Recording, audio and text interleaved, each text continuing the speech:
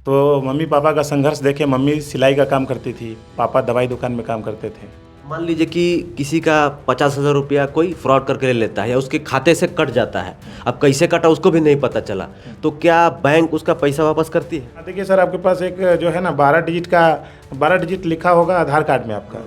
हम एटीएम नहीं पूछ रहे हैं, और एटीएम का कभी किसी को मत बताइएगा। आपको ऐसा बोलेगा ताकि आपको लगेगा ना कि बैंकिंग वाला तो फोन किया है, वो तो बता भी रहा है कि एटीएम का मत बताइएगा डिटेल। जिंदगी अगर जहर है तो पीना ही पड़ेगा, दुनिया में अगर आए हैं तो जीना ही पड़ेगा। इतना सिक्योर है बैंक, इतना तमाम चीज़ें 2x फैक्टर लगा होता है, सब कुछ है, उसके बाद भी आए दिन देखते हैं कि उसका खाता से 1 लाख रुपया उड़ गया, उसके मोबाइल से 2 लाख रुपया उड़ गया, उसको बुड़बक बना दिया। ये होता कैसे है? मनीष जी हर साल अगस्त महीने की अपनी सैलरी गरीब बच्चों की शिक्षा के लिए दान करते हैं, ये सच बात है? रोजी रोजगार के लिए मैंने प्यून का भी अप्लाई किया था। सेंट्रल बैंक में उस टाइम प्यून का जॉब निकला था, तो मैंने प्यून के लिए भी अप्लाई किया था।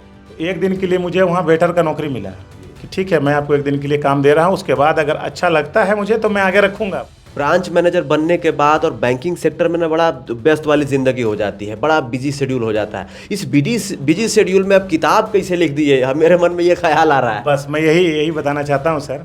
वहाँ ये भी गाना बज रहा है कि छोड़ो कल की बातें, कल की बात पुरानी, नए दौर में लिखेंगे हम मिलकर नई कहानी। तो ये आपका चॉइस है कि सेम समय में सेम परिस्थिति में आप किस चीज़ को चूज़ कर रहे हैं। सभी आदमी के लाइफ में अचीवमेंट का डेफिनेशन अलग अलग हो सकता है। किसी का सोचना है कि मैं ये बन जाऊंगा तो मेरा अचीवमेंट है, मैं ये बन जाऊंगा तो मेरा अचीवमेंट है। मेरा अचीवमेंट ये है कि मैं अगर अपनी बातों से 1% आदमी को भी इन्फ्लुएंस कर पा रहा हूँ तो वही मेरा बिगेस्ट अचीवमेंट है। कैसे बैंक वाले फ़ोन करते हैं कि सर SBI का क्रेडिट कार्ड ले लीजिए, आप लोग बताते हैं क्या कि इसके खाता में इतना पैसा है, इसको फ़ोन कीजिए क्रेडिट कार्ड ले लेगा? जोहार, नमस्कार। आज हमारे साथ एक ऐसे शख्स मौजूद हैं जिन्होंने न सिर्फ बैंकिंग सेक्टर में अपना नाम कमाया है, साथ ही साथ समाज सेवी और लेखनी में भी अपना एक अलग मुकाम हासिल किया है। आपको बता दें, हमारे साथ बातचीत करने के लिए मनीष कुमार जी हैं, जो कि स्टेट बैंक ऑफ इंडिया के ब्रांच मैनेजर हैं। इनका अभी अभी जो है एक किताब लॉन्च हुआ है जिसका नाम है Veera, mastering emotional intelligence, healing and remaining happy from within. इन्होंने ये एक मोटिवेशनल किताब लिखी है और बहुत ही शानदार किताब है।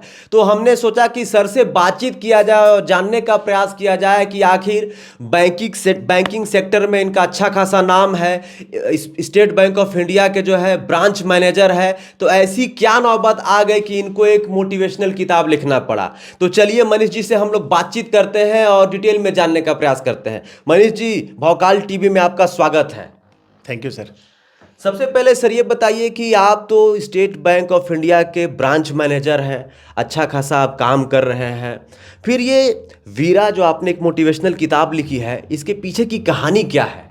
इसके पीछे की कहानी ये है सर कि आए दिन हम लोग सुनते हैं कि लोग सक्सेस तो पा लेते हैं किसी भी फील्ड में, चाहे वो स्टूडेंट हो, कॉलेज हो, कॉरपोरेट सेक्टर हो, बैंकिंग हो या कोई भी सेक्टर हो, लोग सक्सेस तो पा लेते हैं।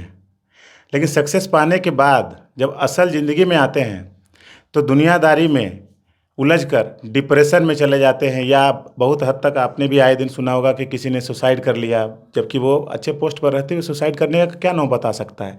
कहीं ना कहीं वो डिप्रेशन को झेल नहीं पाए। तो उसी डिप्रेशन से कैसे डील करना है, कैसे माइंड को स्ट्रॉन्ग बनाना है, उसके बारे में मैंने ये किताब लिखा है। अच्छा, इस किताब की सबसे खास बात क्या है सर? क्योंकि ये इंग्लिश में किताब है, इसका जो है हिंदी अनुवाद हमको बताइए ना, आसान भाषा में। इसका हिंदी अनुवाद यह है, जैसा आपने पढ़ा, जी। Mastering emotional intelligence, healing and remaining happy from within. इसका मतलब यही हुआ कि लाइफ में परेशानियां रहेंगी, प्रॉब्लम है तो लाइफ है, लाइफ है तो प्रॉब्लम है, परेशानियां रहेंगी, परेशानियों से हम भाग नहीं सकते हैं। तो वैसे स्थिति में हमको कैसे खुश रहना है, वही लिखा हुआ remaining happy from with in. अपना माइंड को स्ट्रॉन्ग बनाना है। माइंड को स्ट्रॉन्ग कैसे बनाना है उसका प्रैक्टिकल मैंने उसमें लिखा है। खाली सिर्फ थ्योरी नहीं लिखा है कि कैसे पढ़ लेना है और खुश हो जाइएगा, पैसा नहीं है। ये आपको तुरंत हैप्पीनेस का गारंटी नहीं देता है कि अभी पढ़ लिए और हम कल से खुश रहने लगेंगे, ऐसा नहीं है। जब तक आप असल ज़िंदगी में उसको अप्लाई नहीं करेंगे तब तक फिर वही स्थिति रहेगा। सर, ये आपने मोटिवेशनल किताब लिखी है और इसका नाम वीरा रखा है, इसके पीछे का क्या राज है? ये वीरा ही नाम आपने क्यों रखा? हाँ, वीरा रखने का एक खास मतलब ये है, मेरे मम्मी पापा का जो संघर्ष मैंने बचपन से देखा है, उसी से मैं मोटिवेट हुआ कि उस संघर्ष को आगे लोग ना देखें ऐसा। इस वजह से मैंने ये मोटिवेट करते हुए कि वीरा नाम इसलिए रखा है कि मेरे पापा का नाम है श्री अरविंद सिन्हा और मम्मी का नाम है श्रीमती रीता सिन्हा। तो फर्स्ट लेटर अगर हम उठाते हैं दोनों नाम का और उसको जब मिलाते हैं तो एक नाम निकलता है, उनका नाम है बीरा। तो बीरा का मतलब ये हुआ कि कैसे हम लोग संघर्ष झेलते हुए भी कैसे खुश रह सकते हैं, जो मैंने अपने मम्मी पापा से सीखा है, इसीलिए मैंने नाम रखा है बीरा।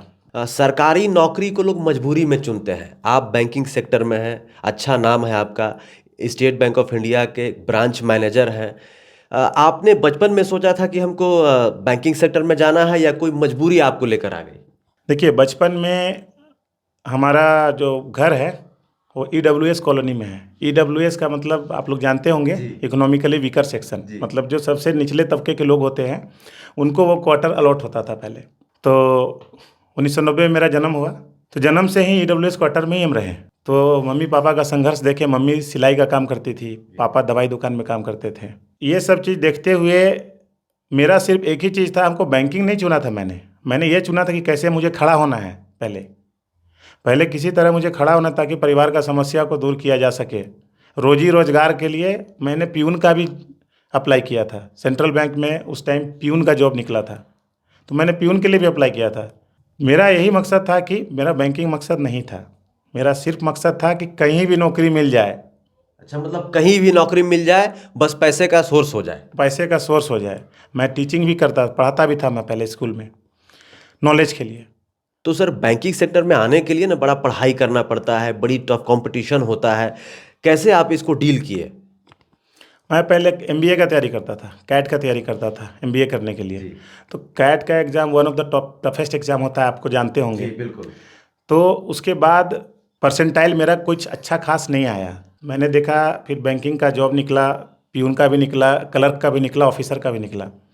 तो उसी दौरान मैंने फॉर्म भरा और फॉर्म भरते हुए मैंने पाया कि कैट एग्ज़ाम से काफ़ी आसान है बैंकिंग में आना, क्योंकि इसका जो क्वेश्चन और कैट का जो लेवल होता है, जब मैंने कैट का तैयारी कर लिया तो क्लर्क का मुझे आसान लगने लगा और वही 2013 में मेरा सिलेक्शन हुआ।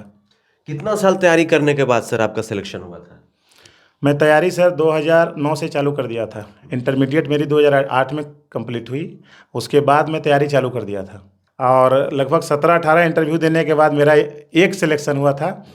आंध्रा बैंक में हुआ था पहले मेरा। 3 सीट था पूरे झारखंड से और उस 3 सीट में 1 सीट मेरा था सर।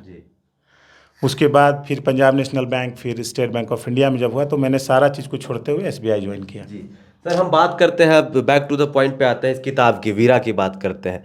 वीरा पुस्तक को लिखते समय आपके जीवन की कौन सी घटना सबसे ज़्यादा आपको प्रेरित कर रही थी सर?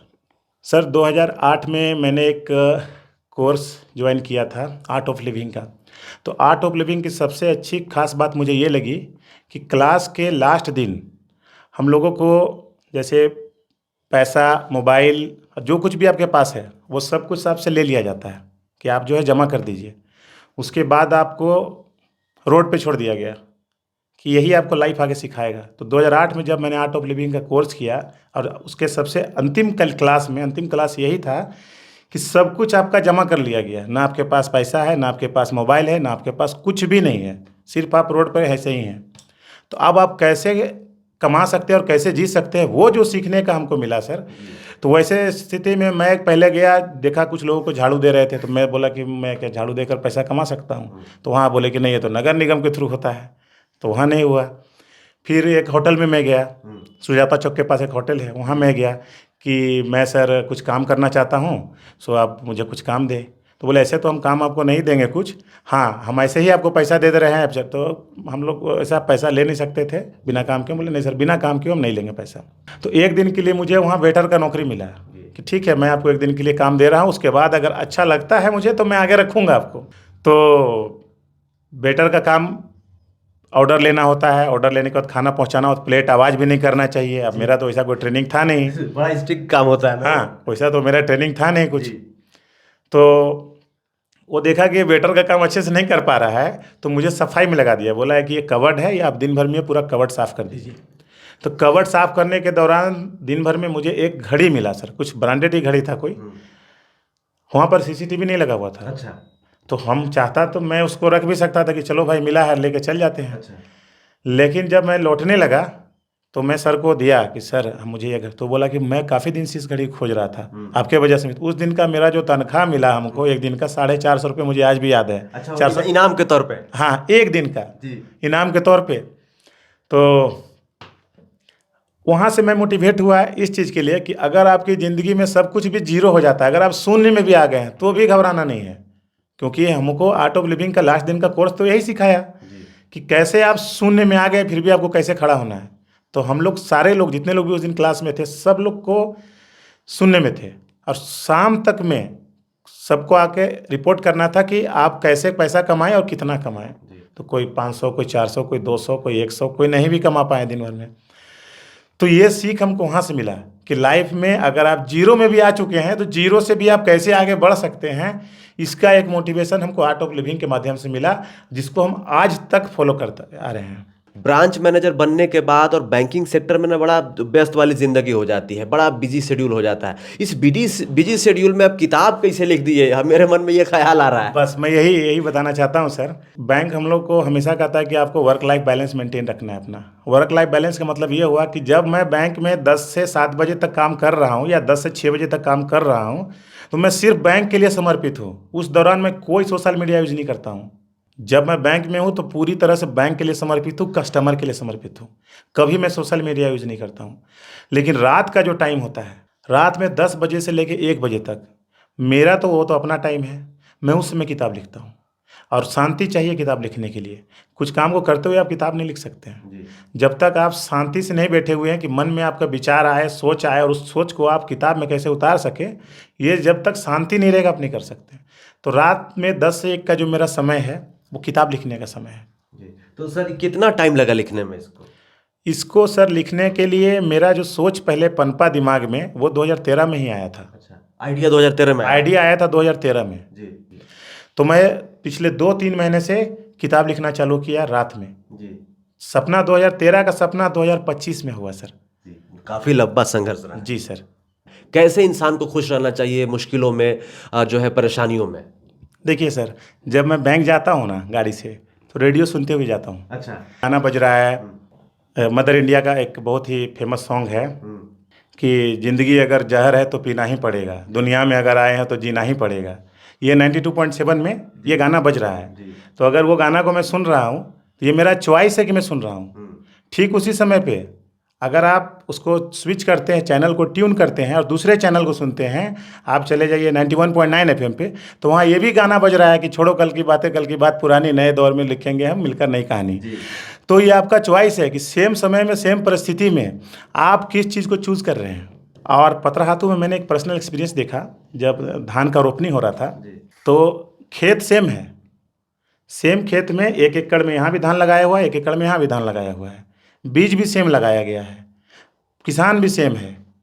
जब वो बड़ा हुआ तो मैं दोबारा गया निरीक्षण करने के लिए कि देखता हूँ क्या फ़र्क है दोनों में। ये मेरा पर्सनल अनुभव, अब मैं अपने मोबाइल में आपको वीडियो भी दिखा दूंगा कि एक खेत में देख रहा हूँ कि जो धान का कलर जो है, जो मतलब बड़ा हुआ जब, ग्रीन है, डार्क ग्रीन है, एक में लाइट ग्रीन है।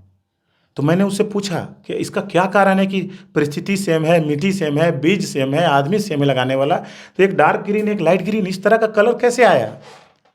तो उन्होंने बताया कि सर एक में मैंने खाद डाला है, एक में मैंने खाद नहीं डाला है। यही चीज़ आपके लाइफ में है सर, कि आपके साथ सिचुएशन सेम रहेगा, लेकिन उस सिचुएशन को आप कैसे बेस्ट कर सकते हैं, कैसे वर्स्ट कर सकते हैं, ये आप पे डिपेंड करता है। सर जीवन को कैसे जीना चाहिए सर एक इंसान को, चाहे किसी भी परिस्थिति में हो? देखिए मेरा ऐसा मानना है कि जो लोग किसी भी फील्ड में काम कर रहे हैं तो काम बहुत कीजिए, काम मन लगा के कीजिए, लेकिन काम करते करते लाइफ को भी एंजॉय करते रहिए। नहीं तो एक दिन जो है, जब लास्ट समय आता है, उस समय पछताने के सिवा कुछ नहीं बचता कि काश मैंने ये कर लिया होता, काश मैं वो कर लिया होता। आज मुझे किसी चीज़ का रिग्रेट नहीं है सर कि मैं वहाँ था तो ये कर लिया होता, यहाँ था तो ये कर लिया होता। मुझे आज तक कोई रिग्रेट नहीं है, क्योंकि मैं उस समय को इस तरह से यूटिलाइज करता हूँ कि बाद में पीछे मुड़ के जब देखूँ तो ये लगे कि नहीं, मैंने अपने सपने को पूरा किया। एक सवाल रहेगा सर, क्योंकि मैंने आपके बारे में पढ़ा, जानने की कोशिश की, कुछ पेपर कटिंग्स देखे, उसमें था कि आप तो एक सफल बैंकर है ही हैं, आप समाज सेवी भी हैं, साथ ही साथ अब लेखक भी हो गए हैं। तो मैं पढ़ रहा था कि मनीष जी हर साल अगस्त महीने की अपनी सैलरी गरीब बच्चों की शिक्षा के लिए दान करते हैं। ये सच बात है? जी सर, ये सितंबर में मेरा बर्थडे है, 19 सितंबर को मेरा बर्थडे है। और मैं अपना बर्थडे कभी भी कोई होटल में या घर में नहीं मनाता हूँ सर। मैं अनाथ बच्चों के साथ मनाता हूँ, जो ऑर्फेन है, जिनका दुनिया में कोई नहीं है, मैं उनके साथ मनाता हूँ। क्यों मनाता हूँ, उसका कारण है। कारण ये है कि पहला तो कि मैं अपने स्तर से, पर्सनल स्तर पे जितना उनको मदद कर सकता हूँ, पर्सनल स्तर पे एक 1 मंथ का सैलरी जो मैं है वो बच्चों के नाम करता हूँ। 1 मंथ का सिर्फ सैलरी नहीं, वहाँ गया तो प्रॉपर केक कटिंग हुआ, बच्चों के लिए ड्रेस ले गया, या पता करता हूँ पहले उसको क्या चीज़ की ज़रूरत है। अपने मन से कुछ दे देंगे तो उसका यूज ही नहीं होगा। क्या चीज़ की ज़रूरत है, तो कभी उन्होंने बताया कि सर मुझे ये हिंदी कॉपी चाहिए, ये मुझे पेंसिल चाहिए, मुझे रबर चाहिए, या कभी टी शर्ट चाहिए, तो जो चीज़ उनका डिमांड रहता है और मेरे पास जो लिमिटेड पैसा है उसके आधार पे मैं जितना कर पाता हूँ, हर साल 19 सितंबर को पूरा दिन मेरा उन बच्चों के नाम रहता है सर। और इसका मकसद ये है मेरा कि मैं अकेले तो नहीं कर पाऊंगा ज़्यादा कुछ, लेकिन अगर मेरा इस एक्ट से ज़्यादा लोग अगर इन्फ्लुएंस होते हैं, ज़्यादा छोड़ दीजिए, अगर पूरे साल में एक आदमी भी इन्फ्लुएंस होते हैं तो मेरा अचीवमेंट वही है सर। मतलब इसको आप अचीवमेंट मानेंगे? इसको मैं अपना अचीवमेंट मानूंगा, क्योंकि सभी आदमी के लाइफ में अचीवमेंट का डेफिनेशन अलग अलग हो सकता है। किसी का सोचना है कि मैं ये बन जाऊंगा तो मेरा अचीवमेंट है, मैं ये बन जाऊंगा तो मेरा अचीवमेंट है। मेरा अचीवमेंट ये है कि मैं अगर अपनी बातों से 1% आदमी को भी इन्फ्लुएंस कर पा रहा हूँ तो वही मेरा बिगेस्ट अचीवमेंट है। खाली टाइम में क्या करते हैं किताबें लिखने के अलावा? खाली टाइम में सर मुझे चेस खेलना बहुत पसंद है, और मैं डिस्ट्रिक्ट, स्टेट और नेशनल लेवल भी खेल चुका हूँ। अच्छा, आप खिलाड़ी भी रह चुके हैं? जी सर। वाह। FID रैंकिंग भी मेरा है, जो कि इंटरनेशनल रैंकिंग होता है। तो इसमें क्या है कि अब उसके लिए तो सामने वाला एक प्लेयर चाहिए ना। अब वहाँ तो मैं अकेला हूँ, जहाँ रह रहा हूँ अभी मैं वहाँ अकेला हूँ। तो उसके लिए मैं मोबाइल पे एक ऐप आता है जो कि एरेना बोलते हैं उसको, ऑनलाइन प्लेटफॉर्म पे, तो उस पर मैं खेलता हूँ चेस सर। अच्छा। जो कि मेरा शुरू से शौक़ रहा है, हॉबी रहा है। मेरा एक मोहल्ला में गौरव नाम का एक मेरा फ्रेंड है, मतलब 8 घंटा 10 घंटा तक पढ़ाई छोड़कर सिर्फ चेस में ही लगा रहता था। उनको भी घर में पिटाई पड़ता था, हमको भी घर में पिटाई पड़ता था कि आप जो है दिन भर खेल ही रहे हैं तो पढ़िएगा कब। और उसी के बदौलत हम YMCA एक जगह है कांटा टोली के पास, वहाँ पे सबसे पहला डिस्ट्रिक्ट लेवल चेस टूर्नामेंट खेला था मैं। और अपना बैंक में भी खेला हूँ और कॉलेज में भी खेला हूँ। मेरी पढ़ाई संजीविस कॉलेज रांची से हुई है, वहाँ भी मैं फर्स्ट रैंकर था चेस टूर्नामेंट का। स्टेट बैंक ऑफ इंडिया का नाम सुनते ही ऐसा लगता है ना कि यार यहाँ पर जाओगे तो जल्दी खाता नहीं खुलेगा, पैसा निकालने में बड़ी अड़चन होगी, मतलब इस प्रकार की एक जो है दिमाग में फैला हुआ है लोगों की बात। और ख़ास करके जब ग्रामीण इलाकों में जाइएगा तो जो वहाँ पे काम करने वाले जो वर्कर्स होते हैं, जो ऑफिसर्स होते हैं, वो बढ़िया काम नहीं करते। इसमें कितनी सच्चाई है? देखिए सर, बैंक में काम करने का जो मतलब कि बैंक में काम करना ही नहीं, बल्कि किसी भी फील्ड में काम करने का हर आदमी का नज़रिया, हर आदमी का सोचने का तरीका और हर आदमी का काम करने का तरीका अलग अलग होता है। जैसे अगर एक ट्रेन अगर एक्सीडेंट कर जाता है तो उसके चलते हम सारे ड्राइवर को अगर ख़राब बोले तो वो सही नहीं होगा। आप इस बात से सहमत है सर? बिल्कुल, है ना? तो अगर मान लीजिए कभी ऐसा कुछ रहा होगा, सर्विस का डेफिशिएंसी या कुछ, तो वो किसी एक पर्टिकुलर वजह से रहा होगा।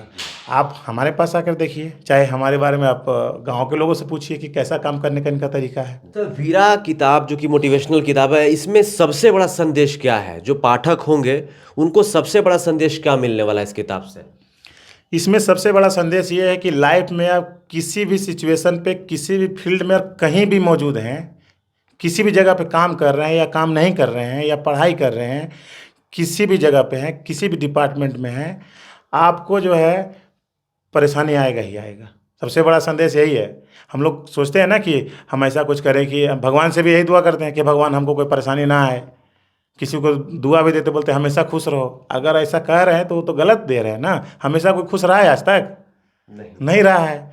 तो हमको ये मान के चलना है कि खुश और दुख, मतलब सुखी और दुखी, ये दोनों चीज़ लाइफ का पार्ट है। तो अब जब प्रॉब्लम रहेगा ही लाइफ में, तो अब मेरे पास सिर्फ एक ही ऑप्शन बनता है, बचता है एक ही ऑप्शन है, बचता है कि माइंड को स्ट्रॉन्ग कैसे किया जाए।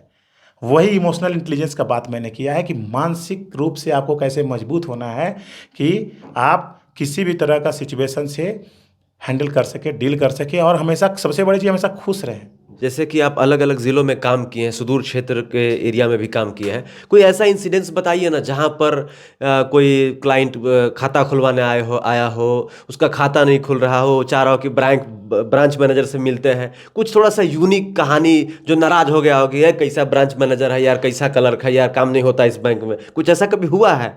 देखिए, ऐसा तो सभी के साथ हुआ होगा सर। अच्छा। ऐसा सभी के साथ हो, क्योंकि यहाँ जब भगवान को लोग गाली दे सकता है तो हम लोग तो फिर भी इंसान हैं। तो ऐसा कभी नहीं हो सकता कि 100% आदमी लोग आपसे खुश होके जाए, लेकिन हमारा ये कोशिश रहता है कि मैं 100% लोग को खुश कर सकूं। दुमका में जब मैं था तो वहाँ के लोग जब आते थे तो वहाँ के अच्छे लोग हैं, और मैं हमेशा अपने सर्विस से सबको खुशी रखा हूँ। लेकिन एक बार ऐसा हुआ कि एक फीमेल आई, और उनका 2010 का, मैंने 10 साल पहले का लगभग था, उनका कोई फिक्स डिपॉजिट था, तो उनका निकल नहीं रहा था। तो उसमें मैंने उनको बोला कि ठीक है, मैं आपका मदद करता हूँ, जितना जल्दी कर सकता हूँ काम को। उनको मैंने टाइम दिया कि ठीक है, आपका आज 2 बजे तक मैं कर दूंगा, तब तक आपको कुछ काम है तो करके आइए। बोले नहीं, हमको कहीं साइन करवा लीजिए। वो थोड़ा सा मतलब हाथ से पद रहा कि कहाँ साइन करवा ले आपसे हम, ऐसे ही तो कोई रजिस्टर रहता नहीं है कि आपसे कहीं साइन करवा ले। तो उन लोग का ये भरोसा रहता था कि हम बैंक गए तो हमसे कहीं साइन होगा तभी मेरा काम हुआ, लेकिन ऐसा नहीं है।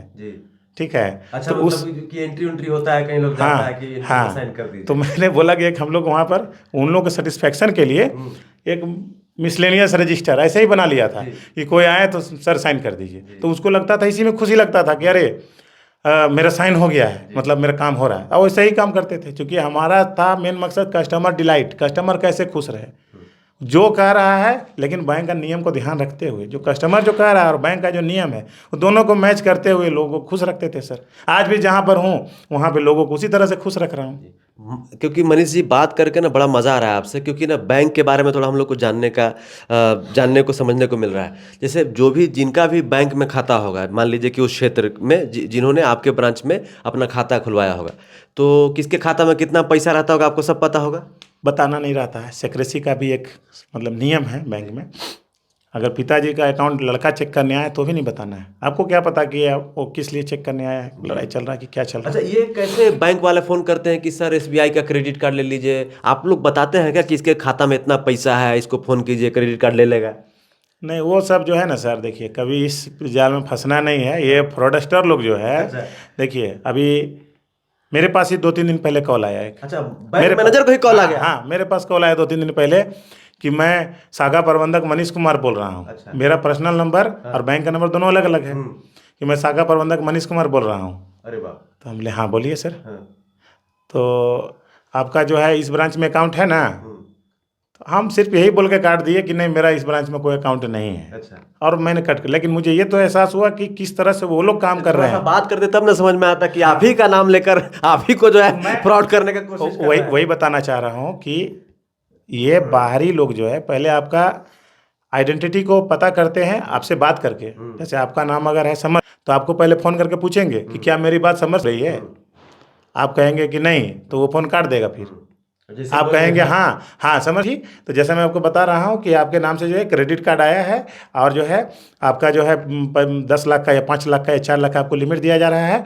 तो आपको अभी एक मोबाइल में OTP जाएगा, वो बताइएगा, आपका एक्टिवेट हो जाएगा यहाँ से, और हम लोग कार्ड आपको घर भेज देंगे। तो पहले तो आपका नाम कंफर्म किया, आपके बातचीत से आपका नाम कंफर्म किया, फिर धीरे धीरे आपका एड्रेस पूछेगा, फिर धीरे धीरे आपका आधार कार्ड पूछेगा। तो उसी जाल में तो लोग फंस रहे हैं।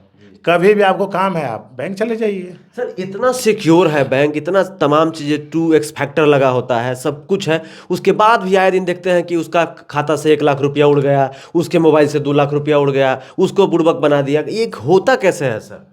देखिए, वो जो ट्रोल चल रहा है अभी, तो उसी पर जो है हम लोग को ये चीज़ नहीं पता चल पाता है कि वो कैसे फ़ोन जा रहा है उसके पास, डाटा उसके पास कहाँ से जा रहा है। ये सब चीज़ हम लोग उसके लिए तो पुलिस है ना। मान लीजिए कि आपका पैसा अगर कोई ऑनलाइन उड़ा लिया, और अगर हमको लग रहा है कि मैं बैंक के लेवल से मदद कर पाऊँगा, मैं ज़रूर करता हूँ।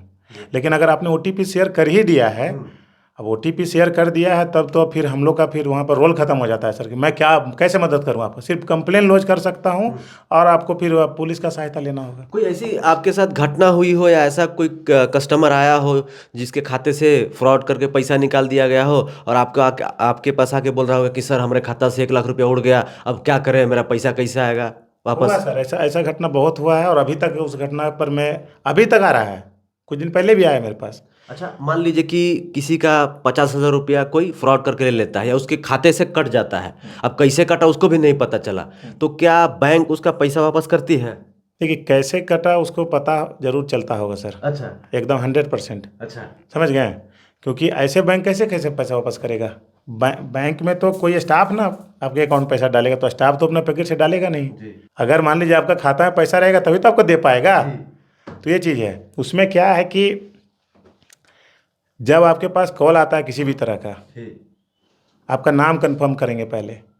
वो लोग का टाइमिंग होता है, पहला दिन आपका नाम कंफर्म करके छोड़ दिए, 2-3 दिन तक फ़ोन नहीं जाएगा, फिर 3-4 दिन के बाद फ़ोन आएगा आपके पास कि हाँ उस दिन आपसे बात हुई, तो आपको याद आएगा कि हाँ उस दिन से बात हुई, तो हाँ तो मैं उसी ब्रांच से बोल रहा हूँ सर, सो आपको KYC अपडेट होना है, तो अभी अभी नहीं 3 बजे होगा वो, तो मैं फिर आपको फ़ोन करूँगा। तो आपको लगेगा कि नहीं एकदम कन्फर्म है, नहीं तो तुरंत ना पूछ लेता OTP हमसे, अब फिर 3 बजे आपको फ़ोन करेगा। हाँ देखिए सर, आपके पास एक जो है ना 12 डिजिट लिखा होगा आधार कार्ड में आपका, हम ATM नहीं पूछ रहे हैं, और ATM का कभी किसी को मत बताइएगा, आपको ऐसा बोलेगा ताकि आपको लगेगा ना कि बैंक ही वाला तो फ़ोन किया है, वो तो बता भी रहा है कि ATM का मत बताइएगा डिटेल, खाली आधार का बताइएगा, क्योंकि KYC में तो आधार का ना जरूरत होता है सर, तो आप आधार बता दीजिएगा वहाँ पे। आप बोलेगा हाँ सर आपका ऑथेंटिकेशन हो चुका है, अब मोबाइल में OTP आया होगा बता दीजिए, जैसे ही बताया पैसा आपका उड़ गया। अच्छा, आधार कार्ड के बहाने OTP भेजा और सीधे पैसा उड़ा लिया। और अच्छा से बोलेगा आपको कि ATM का कभी भी नंबर किसी को नहीं बताइएगा, अरे बाप। तो आपको तो पूरा भरोसा हो जाएगा ना कि बैंक ही वाला फ़ोन किया है हमको, वो तो बोल रहा है कि ATM का मत बताइएगा, और हमसे ATM का थोड़े पूछा है, हमसे तो आधार का पूछा है। कभी भी ना आधार नंबर बताना है ना OTP बताना है, मतलब आधार नंबर नहीं बताना है और OTP भी नहीं बताना है। नहीं बताना है। अब तो ऐसा चल रहा है स्कैम आजकल की, आपके मोबाइल में सिर्फ एक लिंक जाएगा बस, अगर आपका वो मोबाइल नंबर अटैच है आधार कार्ड से और वो लिंक पे आप क्लिक किए सिर्फ, तो बस आपका फ़ोन जो है रिमोट में चला जाएगा वहाँ से। ऐसा मैं एक कस्टमर का अभी तक कंप्लेन झेल ही रहा हूँ। तो क्या समाधान निकला सर? उसका कोई समाधान नहीं निकला अभी तक, क्योंकि उसमें क्या होता है ना सर कि आपने जैसे कि मोबाइल में आपका लिंक आया, आप उस लिंक पर क्लिक किए, अब आपको लग रहा है कि नहीं इसमें तो कुछ नहीं था, फिर आप बंद कर दिए फ़ोन, रख दिया ऐसे, आपको लग रहा है फ़ोन मेरा रखा हुआ है, लेकिन वो फ़ोन वहाँ से रिमोट पे चल रहा है। तो वो कस्टमर हमको बताया कि सर जब मैं रात में उठा तो देखा कि मोबाइल का लाइट जल रहा है, तो मुझे समझ में नहीं आया क्यों जल रहा है, फिर भी मैं उसको ऐसे लॉक करके फिर से मैं सो गया। जब सुबह उठा तो देख रहे हैं कि मैसेज आया हुआ कि सब पैसा आपका खाली है। इसका मतलब ये हुआ कि आपका मोबाइल रिमोट पे था वहाँ, माने आपका मोबाइल वो चला रहा है, आप सोए हुए हैं लेकिन आपका मोबाइल वहाँ रिमोट से चला रहा है। तो ये सब टेक्निक का भी फ्रॉडस्टर लोग यूज कर रहे हैं, इसके जाल में नहीं फंसना है। ये भी मैं एक मतलब सोशल सिक्योरिटी का बात भी आपके माध्यम से चाहता हूँ कि सब लोग तक पहुँच जाए। अभी हम बातचीत कर रहे थे भारतीय स्टेट बैंक के ब्रांच मैनेजर मनीष कुमार जी से, जो कि समाज सेवी भी हैं, एक लेखक भी हैं। बहुत ही अच्छा इन्होंने वीरा नाम की एक मोटिवेशनल किताब लिखी है जो कि इंग्लिश में है। सर से मैंने पूछा भी नहीं सर इसकी हिंदी कॉपी कब आएगी? इसका हिंदी कॉपी के लिए तो नहीं सोचे थे सर, लेकिन अब आपके वजह से हमको मोटिवेशन मिल रहा है कि हिंदी भी इसका निकाला जाए। झारखंड के लोग, सर आपको पता है आप झारखंड के व्यक्ति हैं, ज़्यादातर यहाँ पर लोग हिंदी, संथाली, कुड़माली, खोरठा, आप जिस क्षेत्र में है पंचपरगनिया बोलते हैं, तो कम से कम हिंदी में होना चाहिए। तो एकदम होना चाहिए, और मैंने लिखना स्टार्ट किया है हिंदी में सर, और वो 1-2 महीने के अंदर पब्लिश होगा सर जी। तो ये वीरा जो मोटिवेशनल किताब है, इसका जो है हिंदी वर्जन भी जो है बहुत ही जल्द आ जाएगा मार्केट में, तो आप खरीद के पढ़ सकते हैं। अगर आप परेशान हैं, आप संघर्षों से जूझ रहे हैं, तो इस किताब को पढ़िए, आपको एक बहुत ही अच्छा मोटिवेशन मिलेगा। सर से बातचीत करके बहुत ही अच्छा लगा। इन्होंने अपने बारे में तो बताया ही बताया, किताब के बारे में इन्होंने बताया ही बताया, लेकिन बैंक में कैसे फ्रॉड होता है, कैसे आपके मोबाइल से पैसा उड़ जाता है, उसके बारे में भी इन्होंने सॉरी डिटेल में बताया है। तो पूरी बातचीत कैसी लगी आप हमें ज़रूर कमेंट करके बताइए। लगातार इस प्रकार की जो है स्टोरी अब हम लोग आपको दिखाएंगे, कोई बैंक मैनेजर, मतलब हर तरह के लोगों से हम लोग आपको रूबरू करवाएंगे। इस बातचीत के लिए सर शुक्रिया। जोहार, नमस्कार।